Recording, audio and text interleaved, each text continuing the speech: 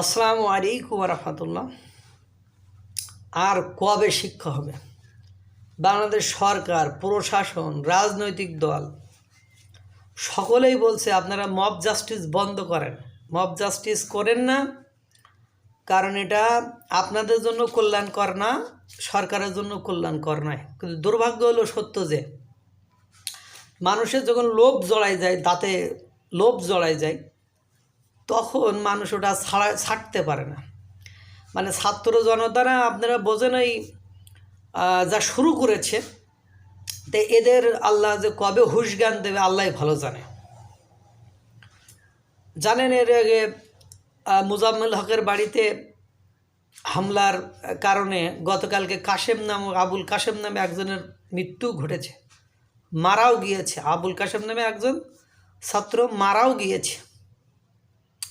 এখন এই অবস্থায় যে সেটা নিয়ে আন্দোলনও চলছে, আর 15 জন, মানে ওখানে 30 জন আহত হয়েছিল, 3 জন মুমূর্ষ অবস্থায় ছিল। আরাফাত নামে একজন লাইফ সাপোর্টে আছে।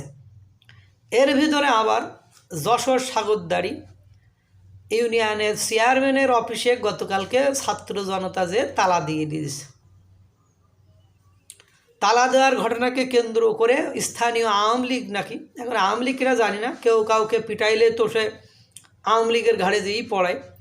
মানে মানে যদি বিএনপি আলারাও কাউকে পিটায় বা জামাত আলারাও যদি কাউকে পিটায়, তাহলে ওরা ঘোরায় ফিরায় আওয়ামী লীগের ঘাড়ের উপরে চাপাই দেয়। অনেক এরকম ঘটনা ঘটছে অনেক জায়গায়।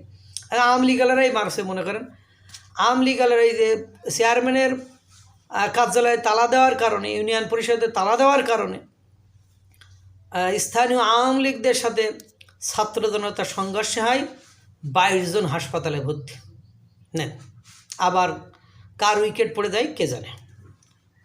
এই ঘটনা দেখার পরও কোন সাহসে, কোন মানসিক বলে, কোন কারণে আবার এইসব চেয়ারম্যানে যদি পছন্দ না হয়, আপনি ইউএনের কাছে আবেদন করেন, সরকারের কাছে আবেদন। সরকার তো ইউপি চেয়ারম্যানদেরকে অপসারণ করেনি, বরং যারা সুযোগ দিচ্ছে, হ্যাঁ, তাদেরকে তো সরকার ব্যান করেনি বা সরকার বাতিল করেনি। তাহলে কেন আপনারা এই ঘটনা ঘটাইতে যে এই যে আবার 22 জন আহত, এর মধ্যে আবার আল্লাহ জানে কেউ সংখ্যাযুক্ত মুক্ত আছে কিনা।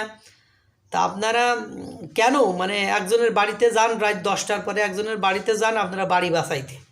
মানে এদেশে পুলিশ নেই, প্রশাসন নেই, এদেশে আর্মি নেই, বিডিআর নেই, কেউ নেই, আপনারাই যান বাঁচাইতে। কোন উদ্দেশ্যে যান?